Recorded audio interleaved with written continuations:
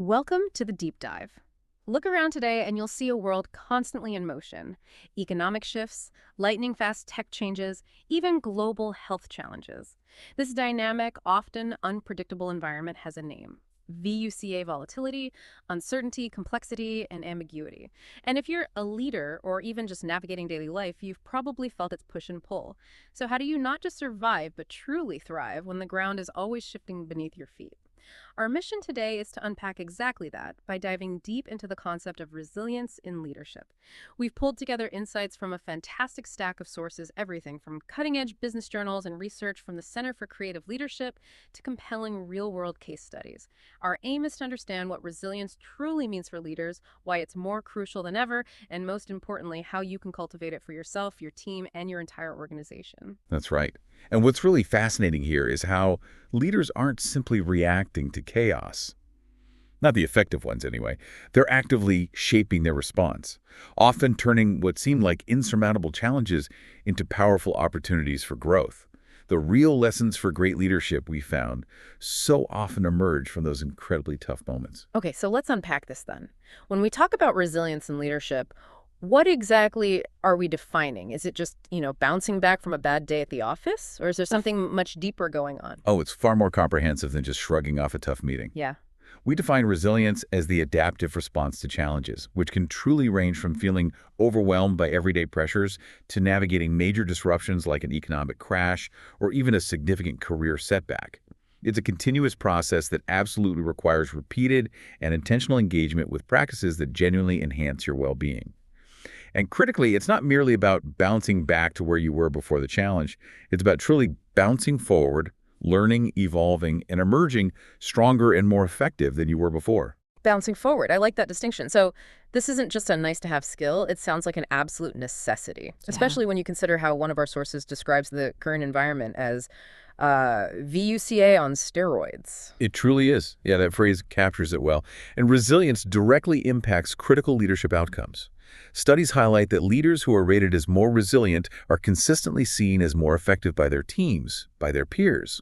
This translates into positive associations with performance, job satisfaction for their teams, and broader organizational commitment.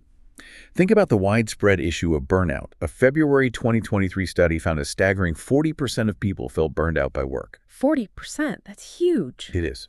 And we've seen over half of millennials, and get this, 75% of Gen Z quitting jobs specifically for mental health reasons. Trying to cope with this by simply working harder, longer, or faster is just, well, it's unsustainable. It just creates a vicious cycle. Resilience practices are designed to break that cycle, helping you burn bright rather than just burn out. Right. Burn bright, not burn out. And what happens if leaders don't focus on cultivating this resilience? What are the consequences of what you might call a brittle leader? Well, the presence of a brittle leader, someone easily overwhelmed, reactive, or quick to buckle under pressure, can have tangible and destructive consequences across an organization. Their anxiety, for one, is often contagious. It spreads.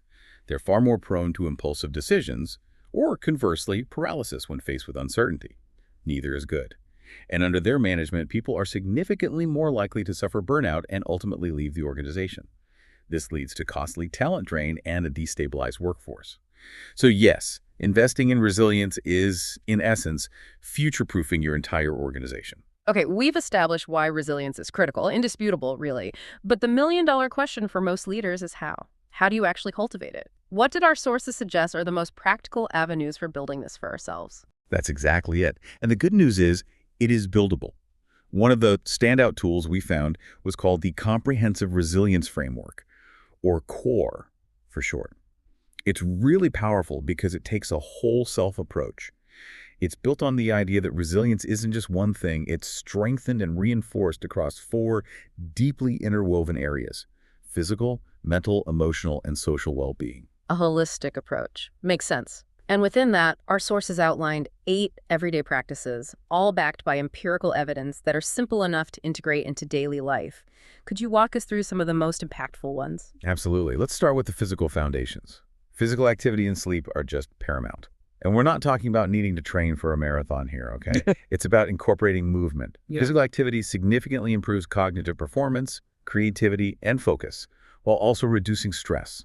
Think about taking the long way to your next meeting, scheduling moving meetings where you actually walk and talk. I like that. Moving meetings. Yeah. Or simply using a tracker to stay mindful of your steps. It's not just about energy. Studies show even 15 minutes of brisk walking can boost creative problem solving Wow. by up to 60% in the immediate hour. It proves sometimes the best solution comes when you step away from the desk. And then there's sleep, which is truly vital, so often overlooked by leaders. A study of leaders found they average only 6.63 hours of sleep, with a shocking 42% getting less than 6 hours, far below the recommended 7 to 9 hours. Oof. I know that struggle. We all do. Yeah. Simple tips here include keeping bedtimes consistent, even on weekends if possible, and aiming to add just 20 more minutes of sleep each night. Small changes can add up. Okay, 20 minutes. Seems doable. That sounds deceptively simple, yet so hard for many leaders. Shifting from the physical to the mental, what about mindfulness and cognitive reappraisal? How do those play into personal resilience? Great question. Mindfulness is about intentional, present-focused, non-judgmental awareness, bringing yourself to the here and now.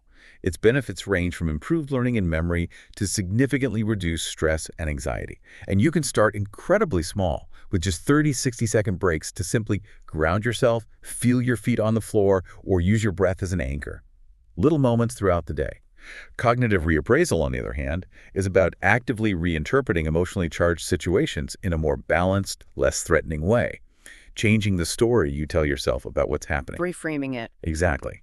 This practice can significantly reduce emotional burnout. You can practice this by watching yourself talk, noticing those automatic negative thoughts, and asking challenging questions like, what assumptions am I making here? Is there another way to look at this? And taking a daily thought timeout just to process. And on the emotional front, there's savoring and gratitude. I love the idea of savoring. Tell us more about that one. Savoring means intentionally directing your attention to positive emotions and experiences, really soaking them in. It's crucial because we have a natural negativity bias. Our brains are often hardwired to focus on what's wrong, what's missing, what could go wrong. Right, the default setting. Pretty much. Savoring helps counteract that. Try taking a mental photograph of a positive moment to really embed it, or sharing your good feelings with others in vivid detail. Tell someone about it. Gratitude is another incredibly powerful practice. Research shows that expressing gratitude can make 80% of employees willing to work harder for an appreciative boss. 80%. That's a massive impact from something seemingly small. It is. Consider sending a quick gratitude note, email, text, even handwritten. Keep a gratitude journal, maybe 3 things each day. Or even practice finding the silver lining when things inevitably go wrong. It truly shifts your perspective over time. And finally, a big one. Our connections with others, covered by social connection and social contact. Why are they so vital for resilience? Social connection. Our ability to relate to others and feel a sense of belonging is absolutely central to our overall well-being. It's not a nice to have, it's a need to have. It can actually boost your immune system and cognitive performance. Strong social ties are protective. Try exercising your social muscle. Make a point to greet people, ask a genuine question, or be intentionally generous by helping colleagues without being asked. Small acts of connection. Social contact, which is positive physical touch with loved ones or even pets, can increase feelings of security and reduce stress hormones like cortisol. So like hugging a partner or petting the dog. Exactly. It could be as simple as a daily hug with a loved one or snuggling your pets after a long day. It's surprising how much those small physical interactions can contribute to feeling grounded and secure.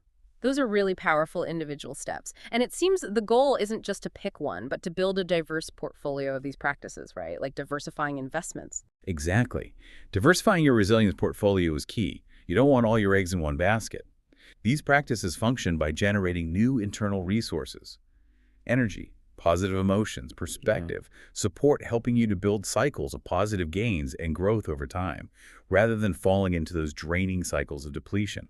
It's about building a sustainable well of strength. Okay, that framework makes a lot of sense. But, it's easy to celebrate successes, but one of our sources highlights this kind of paradox. What truly makes good leaders great are often the trials and tribulations of failure. It feels like very often the most profound lessons learned, the ones that genuinely transform leaders, come from confronting fear and uncertainty head on. That's spot on. A really key insight. We call these passages their significant, often transformative, personal and professional life experiences. Think major setbacks, crises, losses. They're usually unpredictable, emotionally and cognitively intense, and they can fundamentally change your sense of self, who you think you are. The critical factor in whether these passages lead to positive development isn't the event itself, but how you react to it, how you make sense of it. It's telling that an overwhelming majority of leaders privately admit they learned the most when they stumbled, when things went wrong. Really, most leaders admit that. Privately, yes. In fact, 75% of leaders report the most significant development came from navigating through crises, through those really tough passages. So it's not just about learning from mistakes in a technical sense, but is it about transforming our very identity through struggle, almost like a psychological crucible? It absolutely can be. That's a good way to put it. The key to transforming a passage into a positive leadership development experience is deep self-awareness, or what we often call emotional intelligence. Ray Vial, the former vice chairman of General Mills, he famously recalled how, after his divorce and a significant career setback, he went through this whole deep process of asking himself, what am I trying to do? Where am I going? What is important? What is not important? How am I going to behave? Wow, fundamental question. Absolutely. He described it as like a second birth, and he echoed Socrates, who famously wrote, "Know thyself." That self-examination was the turning point. That sounds like it requires deep, maybe even uncomfortable reflection, not just moving on quickly. It does. And it's often the piece that gets skipped in our fast-paced world. Reflection is the well-kept secret of effective leadership development, especially after adversity. It's about deliberately asking yourself questions like, did you actually take time to think about what was occurring, not just react? Did you reflect on its deeper meaning for you, for your values? Did you engage others in dialogue about it, get different perspectives? Were you able to admit how you might have failed? Honestly. And crucially, what did you learn that fundamentally changed your assumptions or prepared you better for the future? It's not just replaying events, it's extracting the wisdom from them. Precisely. That's where the growth happens. Can you give us some examples of leaders who've demonstrated this kind of profound growth through adversity? Maybe some familiar names. Well, the classic examples are illustrative, even if well known. Think about Steve Jobs, right? Famously fired from Apple, the company he co-founded. Yeah, huge setback. Massive. But he went on to success with NXT, and especially Pixar, then returned to Apple years later, completely transformed and fundamentally redefined multiple industries with products like the iPod, iPhone, iPad, or Jeffrey Katzenberg. After not getting the top job at Disney, a huge disappointment for him, he didn't just fade away. He co-founded DreamWorks, a major success story. And Jamie Dimon, another one, faced exile from Citigroup, a real blow. But he later became CEO of Bank One, orchestrated its merger with Chase, and became a towering figure in finance. So these are leaders who experienced crushing adversity, often at the peak of their careers. Right at the peak. Yet came back to scale, still higher peaks, precisely because they learned and transformed through those passages. They didn't let the failure define them permanently. They actively chose to learn from it. That seems to be the common thread. Okay, so resilience helps you bounce forward from adversity. But beyond that, there's another crucial trait our sources highlighted for navigating uncertainty: leadership agility. It's not just about bouncing back, but about moving swiftly and effectively through constantly changing conditions. How does that differ from resilience? That's a great distinction to make. They're related but different. Resilience is indeed the ability to recover quickly from adversity, to get back up. Leadership agility is the complementary ability to take swift and effective action within dynamic, uncertain, and ambiguous environments. It's about navigating the rapids, not just recovering after you fall out of the boat. Navigating the rapids, I like that. Yeah, it's an interconnected set of capabilities that can be developed over time, much like resilience is. It's like a muscle you can build. So what characterizes these agile leaders? What are the hallmarks we should look for or try to cultivate? Well, agile leaders are generally comfortable with ambiguity.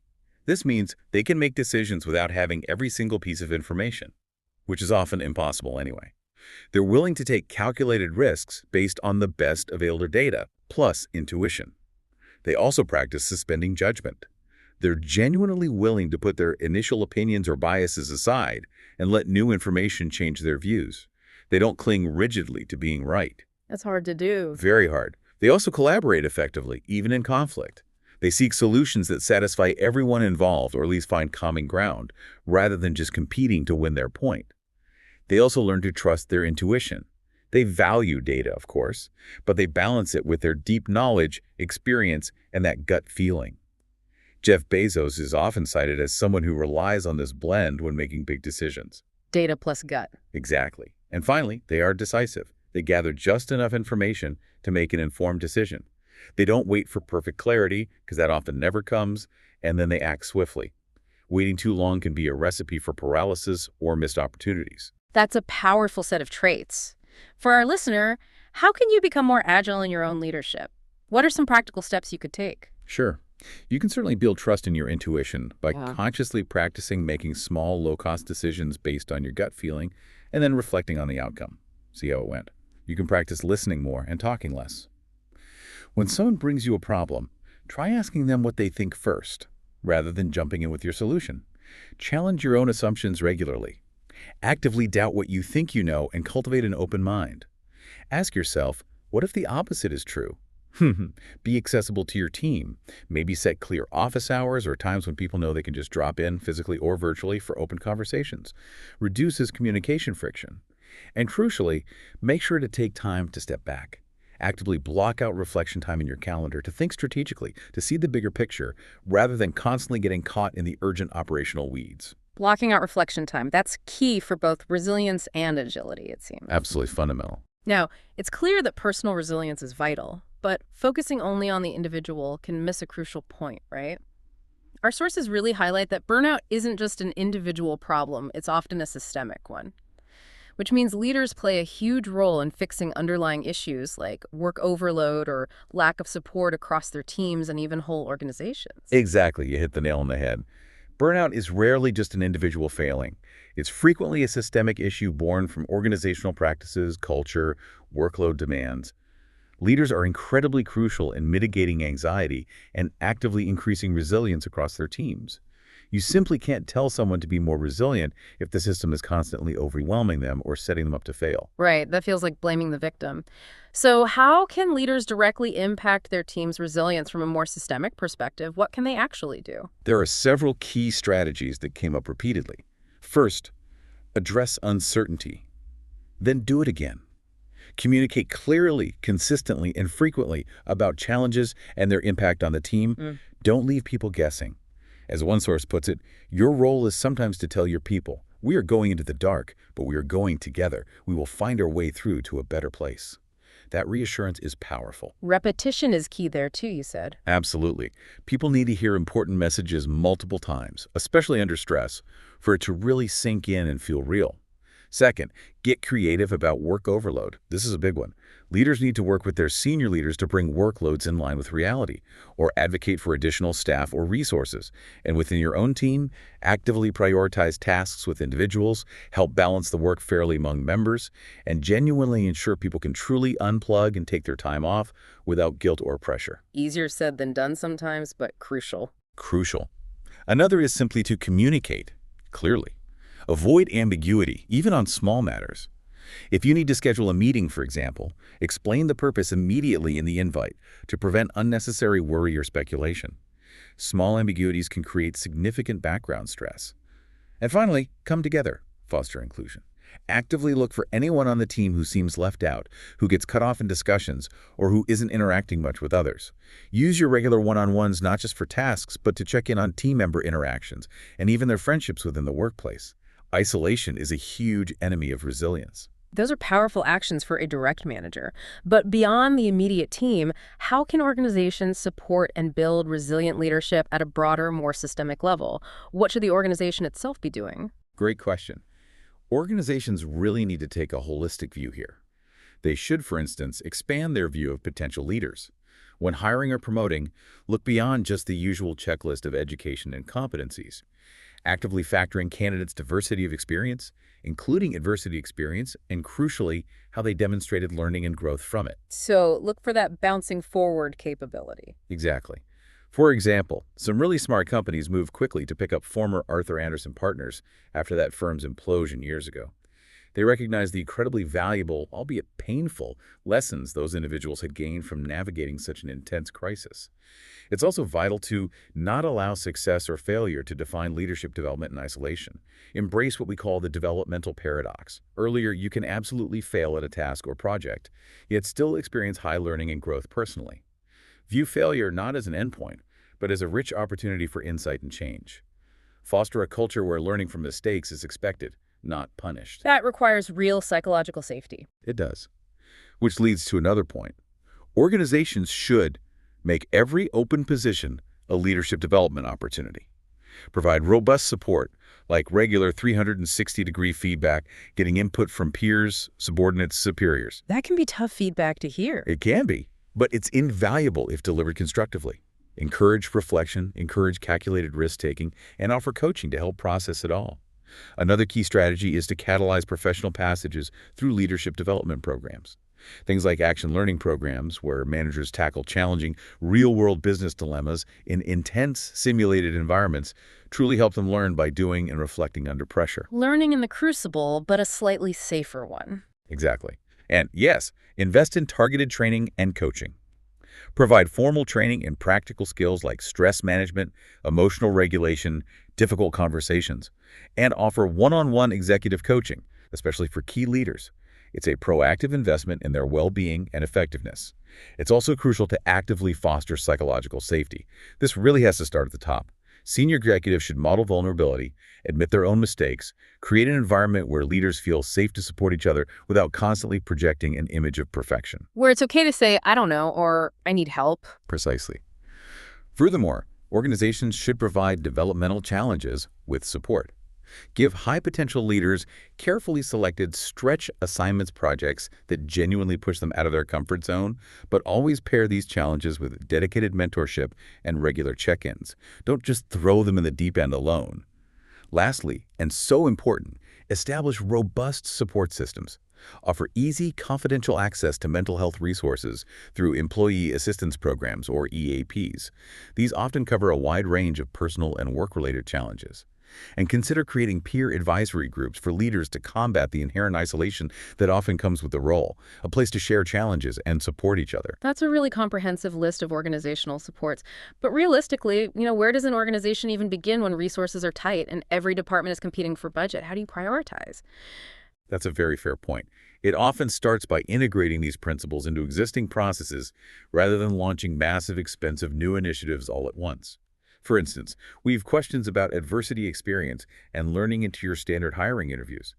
Make reflection a standard, expected part of project debriefs or performance reviews. Start small, maybe pilot something with one group, model the desired behavior from the top senior leaders, need to walk the talk, and crucially, track and demonstrate the tangible returns on investment. Show the why with data. Exactly. Show how it impacts metrics that matter. Reduce burnout rates, higher employee retention, better decision-making, improved innovation. When you can show the positive business impact, it becomes much easier to justify and secure resources for broader implementation. That makes sense. Connect it to the bottom line. Now, what's fascinating here is how all these concepts, personal resilience, team support, organizational agility, all seem to converge when a crisis actually strikes. It sounds like effective crisis leadership isn't about being magically forged in the moment, but really about applying skills and mindsets developed long before the storm hits. That's absolutely right.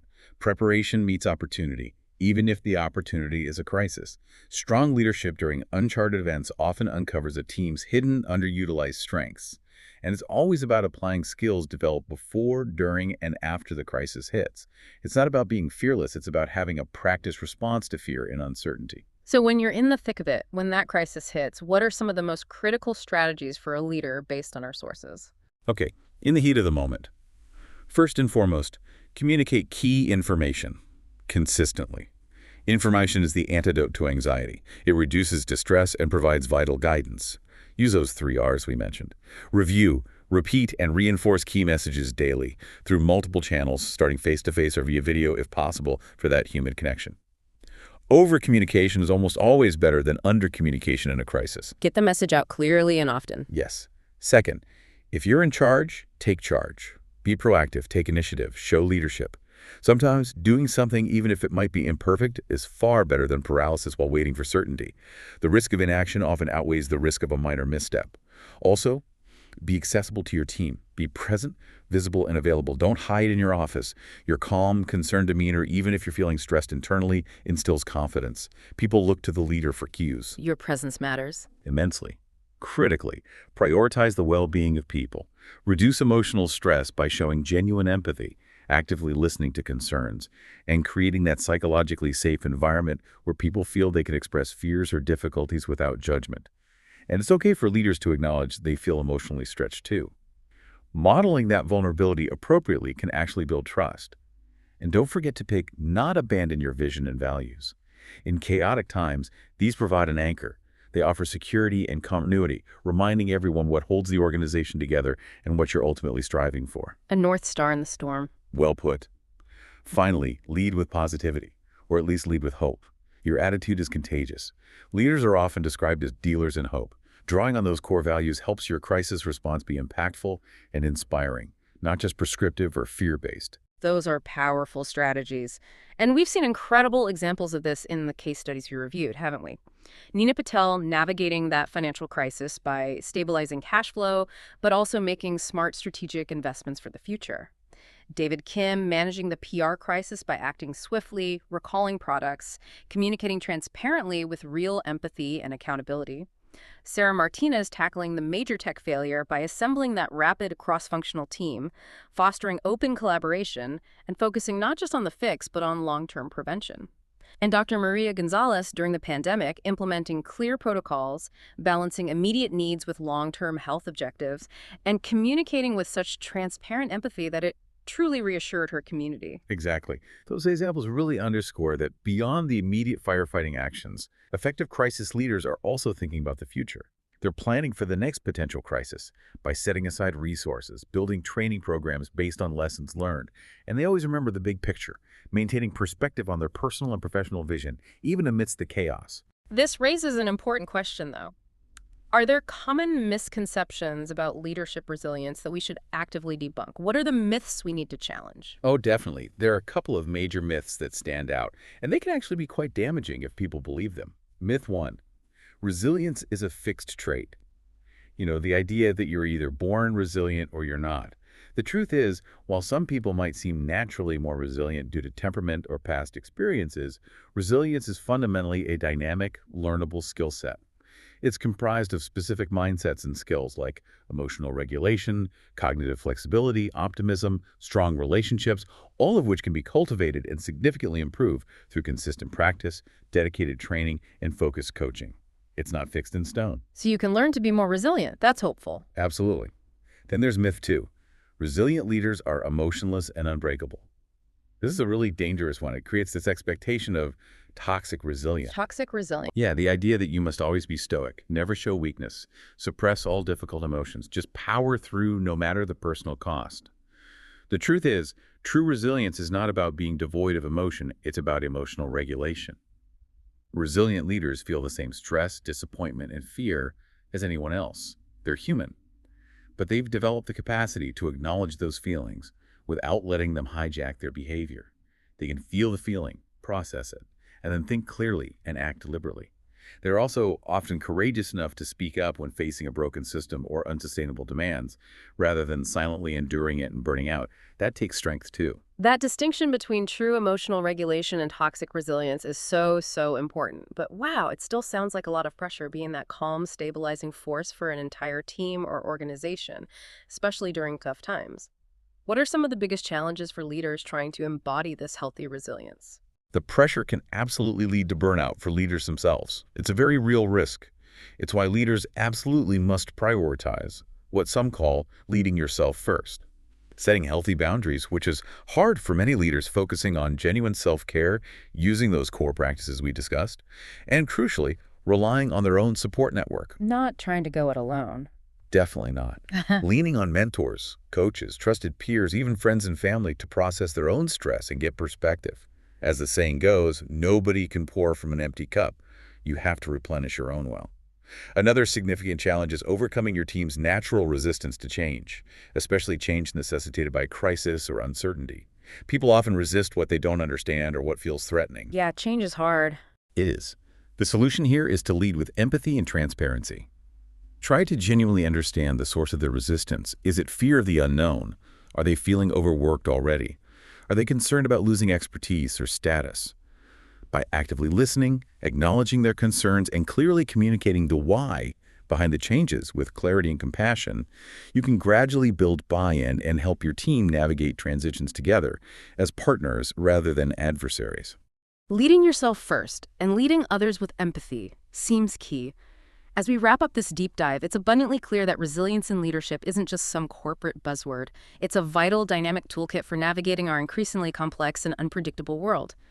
It's about intentionally cultivating that physical, mental, emotional, and social strength within yourself. It's about learning to leverage adversity as a powerful catalyst for growth, not just an obstacle. It's about fostering sharp leadership agility to move effectively through change. And importantly, it's about building that strength systemically throughout your teams and entire organizations. Well said. The insights we've uncovered today truly underscore that challenges, whether small setbacks or major crises, are not just hurdles to be overcome. They are profound opportunities for development, for learning, for becoming more effective. And you, as a leader or aspiring leader, have the power to transform them into stepping stones, not stumbling blocks. So here's a final thought for you, our listener, to consider as you go about your day. The greatest glory in living lies not in never falling, but in rising every time we fall, transforming each challenge into a deeper well of wisdom and capacity. Reflecting on everything we've discussed today, what's one small, intentional practice, just one thing from that core framework perhaps that you will integrate into your day, starting today or tomorrow, to begin building your own resilience and, just as importantly, help your team do the same?